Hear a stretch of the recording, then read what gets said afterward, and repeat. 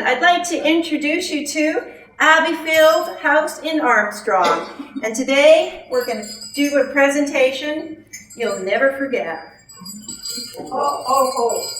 'Twas the night before Christmas when all through the house not a creature was stirring, not even a mouse. The stockings were hung by the chimney with care in hopes that St. Nicholas would soon be there. The children were nestled all snug in their beds, while visions of sugar plums danced in their heads. And Ma in her kerchief, and I in my cap, had just settled down for a long winter's nap. When out on the lawn arose such a clatter, I sprang from my bed to see what was the matter. Away to the window I flew like a flash, tore open the shutters, and threw up the sash. The moon on the breast of the new-fallen snow gave a luster of midday objects below, when what to my wondering eyes should appear but a miniature sleigh and a tiny reindeer. I knew in a moment it must be Saint Nick. More rapid than eagles his coursers they came. He whistled and shouted and called them by name.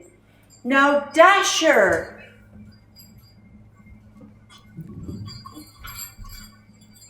Now Dancer!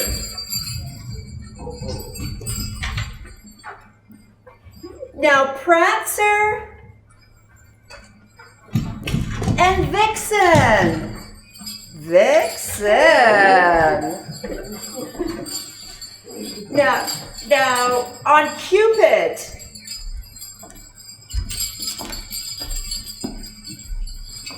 On Donna! On Comet and Blitzen.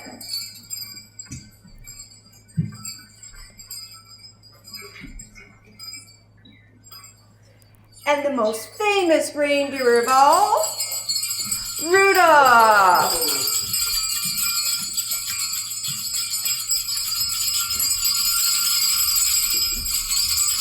So up on the housetop the coursers they flew, with a sleigh full of toys and St. Nicholas too. And then in a twinkling I heard on the roof the prancing and pawing of each little hoof.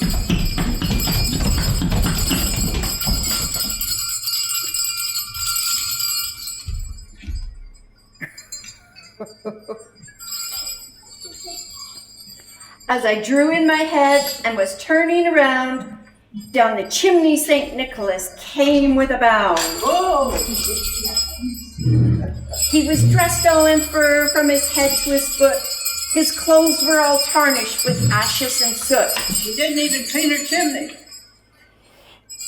A bundle of toys he had flung on his back. What are you doing here, you silly dog? I told you to stay home. Would you ever listen to this, Dr. Bobby? Oh, I know. It's pretty hard with all these shenanigans going on to keep cool. But you do your best. And you never should have eaten all the gummy bears, somebody told you. You look after it. He looked like a peddler just opening his pack. His eyes, how they twinkled. His dimples, how merry. His cheeks like roses, his nose like a cherry. His droll little mouth was drawn up like a bow, and the beard on his chin was as white as the snow.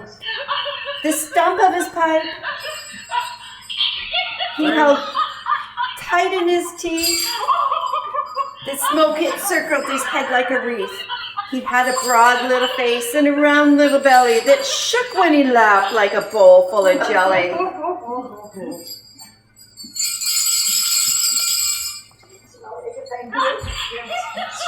He was chubby and plump, a right jolly old elf, and I laughed when I saw him in spite of myself.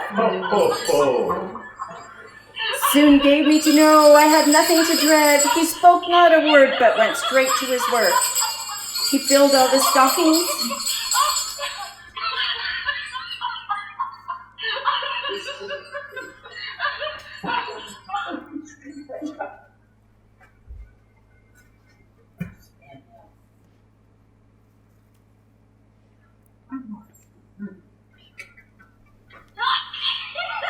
and then turned with a jerk.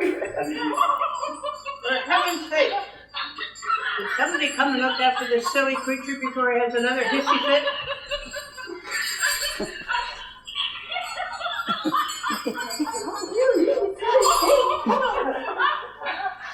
Thank you. And laying his finger aside of his nose and giving the nod, up the chimney he rose. He sprang to his sleigh and to his team gave a whistle.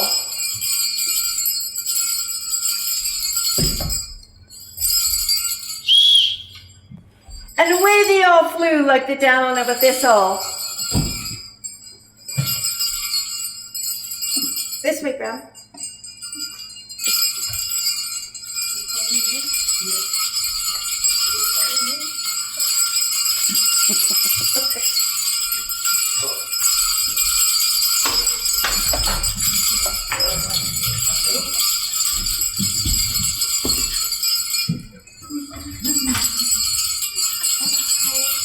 Thank you for coming.